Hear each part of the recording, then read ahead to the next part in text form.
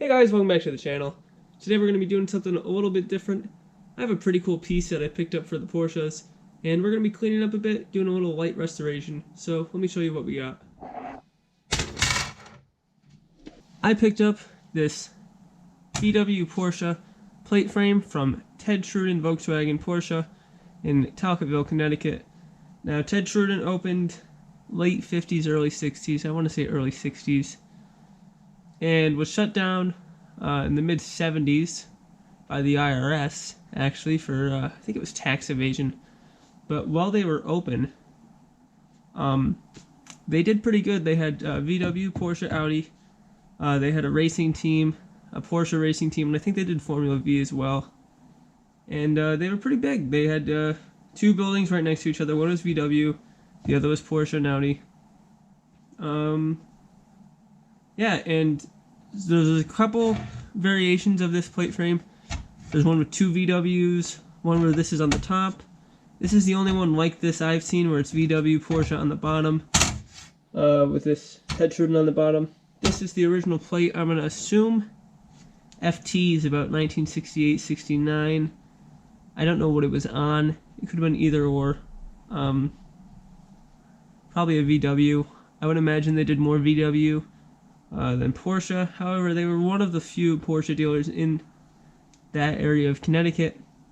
VW dealers, they were everywhere. I mean, there was Ted Trudon in Vernon, Langen in Glastonbury, George Wolfe in Windsor,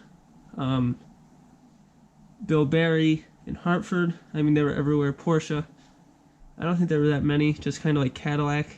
So, yeah, but we got this. We're going to clean this up. It's either going to go in the white 914 or the red one. We're going to restore this thing, so let's get cracking. I'm going to take the plate out. Start there.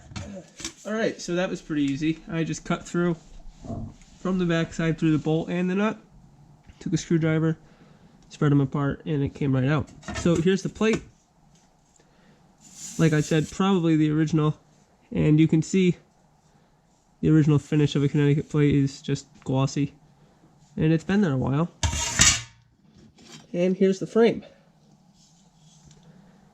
Now these were blue and white and chrome. So we're going to do that ourselves. I'm not going to straighten it too much because they break easily. And there's actually a guy that professionally restores these who I might send it to in the future. We're just going to do it ourselves. Now the first thing we're going to do, use some steel wool on the chrome. It's just 4 zeros. Hopefully bring some of it back. I mean, it's pitted. It's bad, but you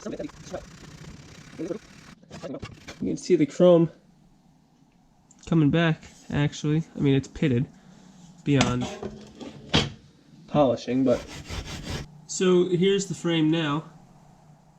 I think it did a really nice job of polishing up. I used the quadruple steel wool and then some Neverdull, and it really shined up on the edges. I mean, it's still pitted. There's no way to get rid of that without re-chroming it, but for now I think this will look really nice in the back of one of the cars. So we're gonna see now about repainting the inside. So this plate frame was blue and white originally.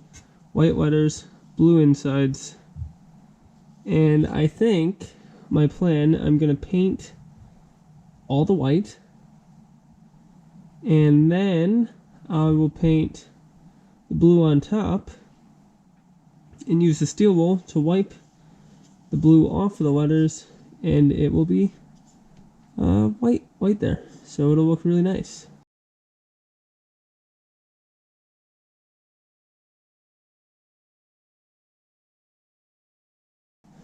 So I'm going to crack on with that. I'm going to clean the inside here with just the steel wool again and mask it up, and we'll do a little painting, I think.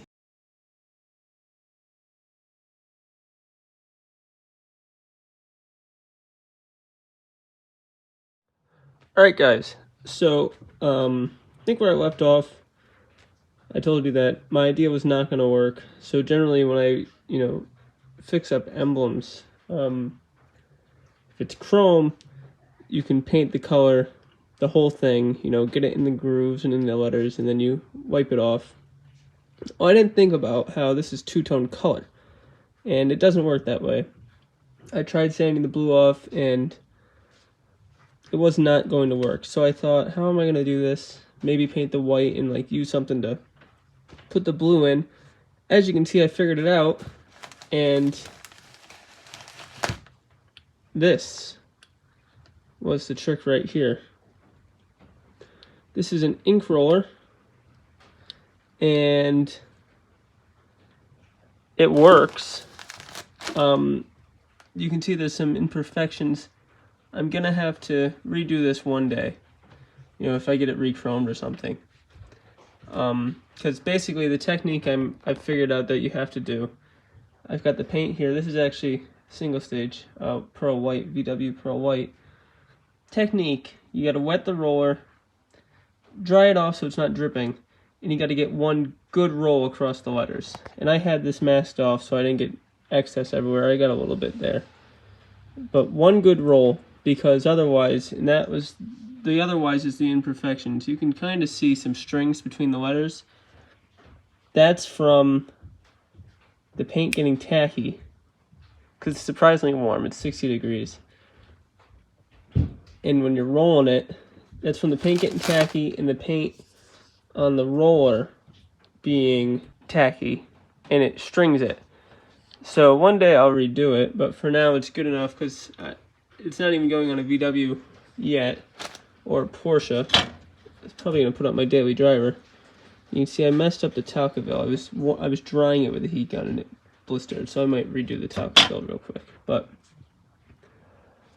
it works really well. Like, if you saw this on a car from a distance, that'd look great. You can see the Porsche got a little blotchy. I think that's actually the casting. The VW turned out good. Like, you can see up close, it's not perfect. This is my first time doing it. I'm happy with it. It looks 100 times better than it did before. So, that's a win for me. So I guess that's going to wrap this video up, guys. I mean, we restored the plate frame. Turned out pretty good. If you want to try this yourself, I'll have a link to the roller in the description. Otherwise, can't tell you where to get a plate frame. And I can't tell you the specific colors because every plate frame is different. But these are the colors that worked for me. Regal Blue Krylon and white that I had. And it's amusing to me that it's a VW white. And it's the color that the ragtop is. So, works for me. So guys, until next time, take care, and I'll see you later. Bye guys. Alright guys, and real quick before we go, quick little update on the 63 rag. These are fully welded and ground down now in their proper positions. Still have to like hammer and dolly a bit better. Metalwork's not going to be perfect now that I've had to cut it, weld it, cut it, weld it, cut it, weld it, you know, but you can see it's kind of got a bulge out here, and we'll hammer that flat. But because these are good, you see we got to fill some pinholes here because this is a little rusty, but I didn't want to replace this because it has the original tabs on it. Anyway, with those in place, I was able to position that as needed with measurements that I took from another car. It's where it needed to be, so I put 3 spot welds down there with the spot welder. That one I had welded previously, and I was very scared that I was going to have to cut it out and re-weld it because those are all MIG welds and they're a lot harder to get than spot welds.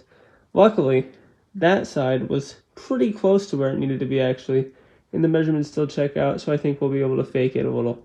I mean, the measurements are dead on, but I can't be sure that, you know, it's not slightly different because the measuring point I have isn't the best, but there isn't really a good one anyway. So that's good. So what that means, I can put the shelves in. I've already fit this side. Fits okay. This cloaker home panel kind of sucks.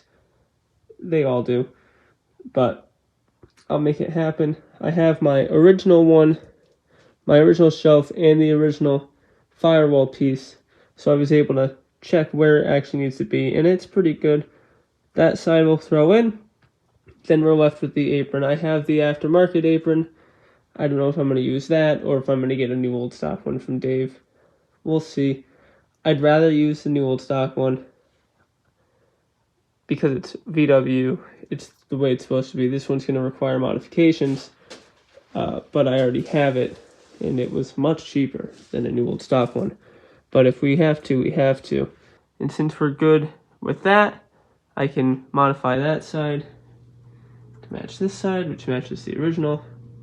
And we should be rolling right along. We're golden now. This is going to be like this week, next week. The rear end's going to get wrapped up because really everything is plug welds. And the apron, I should be able to get the spot welder in there pretty well. And that'll be easy. Ideally, I'd get the spot welder arms and make a bent one and put the shelves in with that.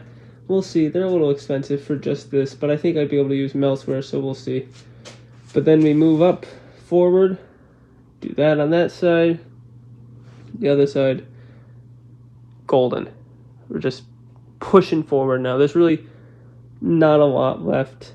This shouldn't have taken this long to do. I'm just a little slow to get things done. But now we're in my prime temperature, so things will get done. All right, that's the little update. See you later, guys.